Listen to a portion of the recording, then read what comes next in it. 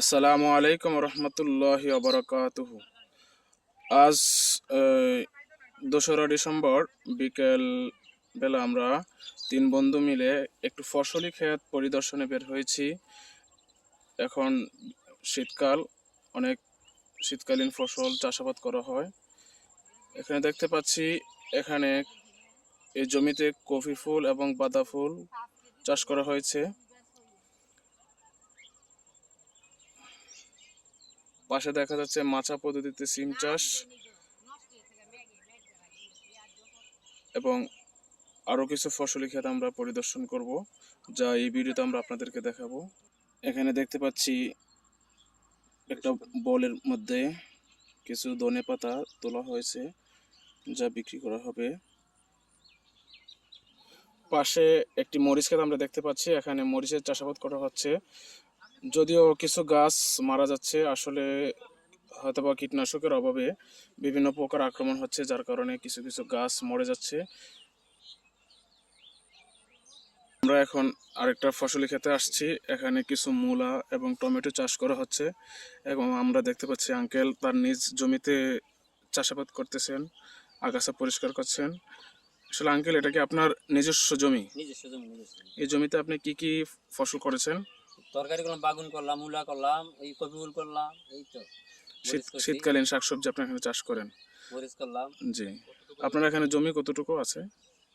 প্রায় 150 নাকি 200, 2 কানির মতো, আড়াই 2.5 কানির মতো আছে এখানে। অর্থাৎ প্রায় 70% মতো জমি এখানে আছে। 90% জমির মতো আছে এখানে। আচ্ছা, আপনি এখানে কৃষি কাজ করতে সবসময় করি, কিন্তু সরকারি কোনো আপনি কীটনাশক বা সার এরকম পান কি না?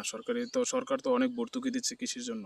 আসলে কি আপনি সরকারি উপজেলা বা উপজেলা প্রশাসন থেকে কোনো সার, বীজ বা ওষুধ পান কিনা? আমি পাই নাকি, অর্থাৎ আপনি এগুলো কোনোই পান নাই, সব আপনার নিজস্ব অর্থায়নে আপনি নিজেতে করতেছেন? করতেছি। জি।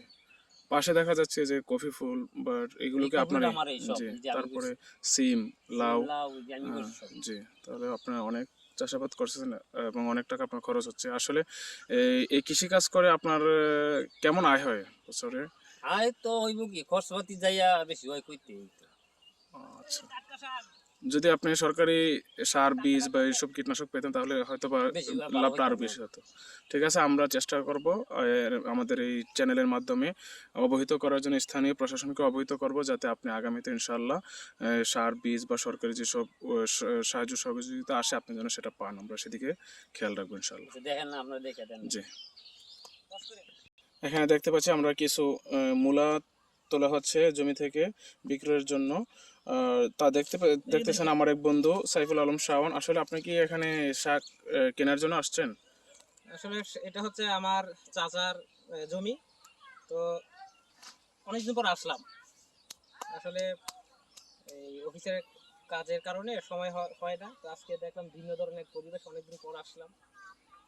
তো খুব সুন্দর, আপনি ঘুরে ঘুরে দেখেন, জিনিসটা খুব সুন্দর। এখানে অনেক শাকসবজি করা হয়েছে, টমেটো, মূলা, তারপর হচ্ছে ধনেপাতা, ওইদিকে আছে সিম গাছ, ওই পাশটায়